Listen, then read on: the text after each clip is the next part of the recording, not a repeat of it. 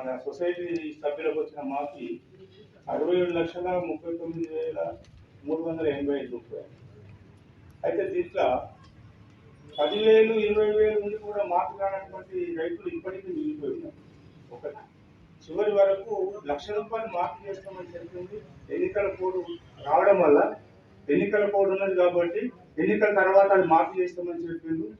ఆ 10,000 నుంచి మొదలుకుంటే ₹1,00,000 వరకు చాలా మందికి మార్పు కాలేదు. దాని గురించి ఒక తీర్మానాన్ని ప్రవేశపెట్టాలని చెప్పి నేను చైర్మన్ గారిని కోరుతున్నాను. రెండో విషయం ఏంటంటే మన ఖర్చులకు సంబంధించి సిబ్బంది వేతనాలు 10,78,316 రూపాయలు. అంటే ఇంతకుముందు మనకు 2 లక్షలు 3 లక్షల కంటే ఎక్కువ అయ్యేది కాదు. వీళ్ళకి స్కేల్ వచ్చింది కాబట్టి పెరిగింది ఖర్చు. కానీ మన సొసైటీ ఇంత భరించే దీంట్లో పనిచేస్తున్న సిబ్బందికి వాళ్ళకి రేపు రిటైర్మెంట్ బెనిఫిట్ ఏదైతే పిఎఫ్ నుంచి వస్తుందో అది రావాల్సినంత రాదు. ఒకటి ఈ రకంగా ఎన్ని సంవత్సరాలు కట్టలేదు లక్ష రూపాయలు. దీనికి రావాల్సిన వడ్డీ వాళ్ళకి గవర్నమెంట్ చెల్లించాల్సిన వడ్డీ కూడా చెల్లించకపోవడం వల్ల వాళ్ళు నష్టపోతున్నారు. మూడో విషయం ఏంటంటే రేపు పెన్షన్ కూర్చున్నప్పుడు ఈ అమౌంట్ ఏదైతే వీళ్ళ జమ అవుతుందో దాన్ని బట్టే వాళ్ళకి పెన్షన్ కూర్చుంటుంది. కాబట్టి ఇది నష్టపోయే పరిస్థితి. దీన్ని వెంటనే మీరు మాకు అభ్యంతరం లేదు, కానీ లేకపోతే ఈ స్కేల్ని అమలు చేసే పరిస్థితి మా సొసైటీకి అసలు లేనే లేదు. మా మొత్తం సంవత్సర ఆదాయం కూడా 10 లక్షలు దాటే పరిస్థితి లేదు. బడ్లు కొనుగోలు చేసినా, ఫర్టిలైజర్ బిజినెస్ చేసినా, ఇంకేం చేసినప్పటికీ కూడా అది జరిగే పరిస్థితి లేదు. అట్లాగే ఇంకోటి ఏంటంటే పిఎఫ్ సిబ్బంది పిఎఫ్.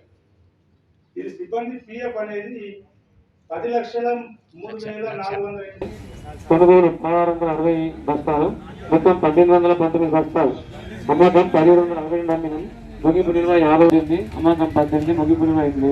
డిఏబి 28 బస్తాలు ఉండే 980 ఉన్నాము, మొత్తం 1,008, మొత్తం అమ్మింది 1,008, ముగింపు నిల్వ 8. జిబ్బేటు ముగింపు 8. లింక్ సల్ఫేట్ టాబ్లెట్ లేకుంటే మనం 1000 బస్తాలు ఉన్నాము, మొత్తం 1000 బస్తాలు, 84 బస్తాలు అమ్మినాము, 950 బస్తాలు బ్యాలెన్స్ ఉన్నాయి. బియ్యం డీబీటీ చెప్పు టాబ్లెట్లు లేవు, 40 బస్తాలు ఉన్నాము, 20 బస్తాలు బ్యాలెన్స్. బియ్యం డీబీటీ కాటది టాబ్లెట్లు లేకుంటే 60 బస్తాలు ఉన్నాము, మొత్తం 60, అమ్మింది 7, ముగింపు నిల్వ 52 బస్తాలు.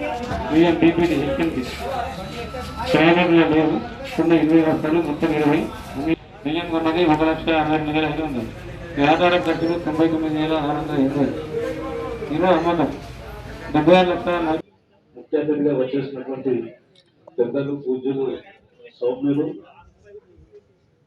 ఇంతకుముందు బ్యాంక్ వైస్ చైర్మన్ అంటే ఇప్పుడు చైర్మన్ గా వచ్చినటువంటి పెద్దలు కుంట రమేష్ రెడ్డి గారికి, అదే మాదిరిగా సోదరుడు శరత్ ఎన్డీసీసీబీ డైరెక్టర్ గారికి, ఈ కార్యక్రమంలో ఉన్నటువంటి అధికారులకు, ముఖ్యంగా గ్రామ పెద్దలు గోవర్ధన గారికి, చిత్తూరు లక్ష్మణ గారికి, రాధాకిషన్ గారికి, పాత్రికేయ మిత్రులకు, మన దశరథ్ మాజీ సర్పంచ్ గారికి, చాలా మంది పెద్దలు ఉన్నారుగా, ఒకళ్ళు పేరు తీసుకుని పేరు చెప్తున్న ప్రాబ్లం. కాబట్టి గ్రామ పెద్దలు చాలా ముఖ్యము, అనుభవస్తులు. మీరందరూ మరి ఈ గ్రామాన్ని అనేక రంగాల్లో అభివృద్ధిలో అయినప్పటికీ దాదాపు నాకు తెలిసి 82 నుండి చాలా ఐక్యంగా ఉన్నటువంటి రైతులు మా ఊళ్ళో ఏ రాజకీయాలున్నా కూడా ఎన్నికలప్పుడే మాట్లాడి తర్వాత మర్చిపోయి అభివృద్ధి విషయంలో మళ్ళీ కలిసి పనిచేస్తారు. ఇది చాలా మంచి పరిణామం మా ఊళ్ళో. కాబట్టి మాకు 82 నుండి కూడా చాలా హాట్గా జరుగుతాయి ఎలక్షన్స్, అయినా తర్వాత కలిసిపోతుంది, అభివృద్ధి కోసం ఆలోచిస్తుంది. ఇప్పటి వరకు ఆ పద్ధతిలో జరుగుతుంది.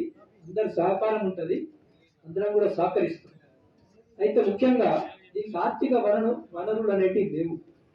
ఇప్పుడు గౌరవ సభ్యులు చెప్పినటువంటి పద్ధతిలో గతంలో శాలరీస్ తక్కువ ఉండే 7,000, 8,000, 10,000, 12,000 తక్కువ ఖర్చు ఏం లేదు.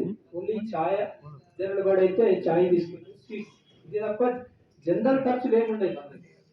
అందులో మేము వచ్చిన తర్వాత అయితే అస్సలు పెడతలేదు ఖర్చు, ఎందుకంటే ఆదాయం లేదు కాబట్టి ఎందుకు పెట్టాలని చెప్పి నేను కూడా చాలా తగ్గించేసిన. అసలు ఛాయ్ కూడా తెప్పిస్తున్నాను, ఎవరైనా పెద్ద మనుషులు వస్తే తెప్పిస్తుంది తప్ప, లేదా అంటే నేను సొంతం తెప్పిస్తుంది తప్ప దీని మీద వేయద్దు అనే ఉద్దేశంతో నేను అట్లా చేస్తుంది. సార్ దాంట్లో భాగంగానే మనం ఆ మందులకు సంబంధించి లైసెన్స్ కావాలంటే చాలా కండిషన్స్ ఉన్నాయి, కష్టతరంగా ఉన్నది. బీజెడ్సీ చేసినటువంటి వాళ్ళ సర్టిఫికేట్ కావాలా, సర్టిఫికేట్ తీసుకుంటే 2000 3000 నెలకి ఇవ్వాలా, వాళ్ళ ఫీజు ఇవ్వాలి, వచ్చే లాభం కట్టేపోతుంది. కాబట్టి సాధ్యం కాదు. గౌరవ చైర్మన్ గారు ఆ రోజు జనరల్ బాడీలో కూడా మాట్లాడేదాం, మేము అందరం కూడా చైర్మన్ ఏమన్నామంటే ప్రభుత్వం నుండి దీన్ని సరళతరం చేయండి, లైసెన్స్ విషయంలో అగ్రికల్చర్ వాళ్ళతో మాట్లాడి సరళతరం చేసినాం. బీజెడ్సీ సర్టిఫికేట్ ఉండాలా, గవర్నమెంట్ రూల్స్ ప్రకారం.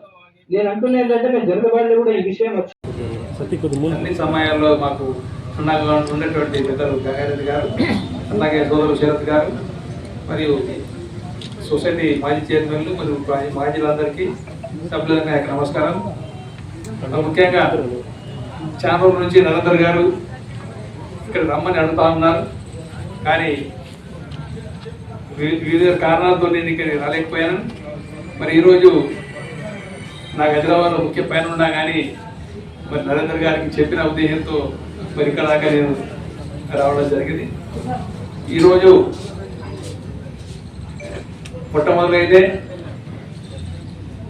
ఈ సొసైటీ గురించి 6 నిమిషాలు మా ఏ మీటింగ్లు ఉన్నా మొట్టమొదటి నరేంద్ర గారు మాట్లాడతారు. అంటే ఈ సొసైటీ గురించి జిల్లాలో ఉన్న సమస్యల గురించి అంటే అవగాహనతో అన్ని విషయాలు మాట్లాడతాడు. వారికి ప్రత్యేకించి అందరి తరఫున రైతుల వారికి ప్రత్యేకించి ధన్యవాదాలు. ఎందుకంటే అందరం చైర్మన్ అవుతాం కానీ సొసైటీ నుంచి అభివృద్ధి చేయాలన్న ఆలోచన తక్కువ మందికి ఉంటుంది. ఈరోజు చాలా సమస్యలు చెప్పారు. మరి అందులో బ్యాంక్ అనేది ముఖ్యమైన సమస్య. మరి మా గంగన్న గారు కానీ శరత్ గారు కానీ ప్రత్యేకించి ప్రతిసారి మీరు ప్రతి మీటింగ్లో మరి చాలా సందర్భాల్లో మేము ఇక్కడ బ్యాంక్ పెట్టాలని ఉద్దేశం, మన గంగారెడ్డి గారు ఎక్కువ సందర్భాల్లో మాకు ఇక్కడ బ్యాంక్ ఉండాలని అడుగుతూ ఉంటారు. మరి వాస్తవానికి ఇక్కడ మాలపల్లి అనేది కొంచెం వీక్ బ్యాంక్ ఉంది. మరి ఇక్కడికి బహుశా ఈ 2-3 నెలల్లో పర్మిషన్ వస్తుండొచ్చు. ఇక్కడ ఈ జానకాపేట గ్రామంలో బ్యాంక్ అయ్యేటట్టుగా మరి అది అందరం కృషి చేస్తా ఉన్నాం.